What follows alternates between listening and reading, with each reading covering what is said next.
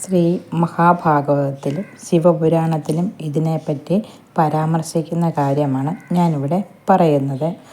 ദുർവാസാവിൻ്റെ ശാപത്തിൽ നിന്നും മോചനം നേടാനായി ദേവാസുരന്മാർ ശിവൻ്റെ ഖണ്ഡാഭരണമായ വാസുകിയെ കയറായും മന്ദരപർവ്വതത്തെ മത്താക്കിയും പാലാഴി കടഞ്ഞു. ദേവന്മാർ വാസുകിയുടെ വാൽഭാഗവും അസുരന്മാർ ശിരസ്സും പിടിച്ച് കടയുന്നതിൻ്റെ വേദന സഹിക്കാനാവാതെ വാസുകി ഘോരമായ കാളകൂടം വമിച്ചു. കാലനെപ്പോലും ദഹിപ്പിക്കാൻ കഴിവുള്ളതുകൊണ്ടാണ് ഇതിന് കാളകൂടം എന്ന പേര് വന്നത്.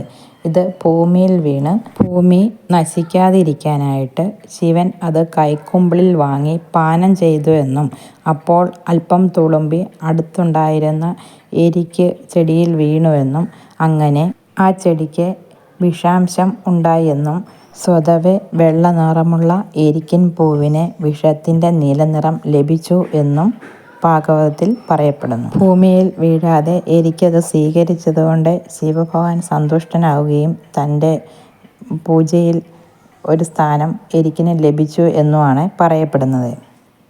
ഈ വീഡിയോ ഇഷ്ടമായി എന്ന് വിശ്വസിക്കുന്നു. ഇഷ്ടമായെങ്കിൽ please like, share, subscribe. Thank you.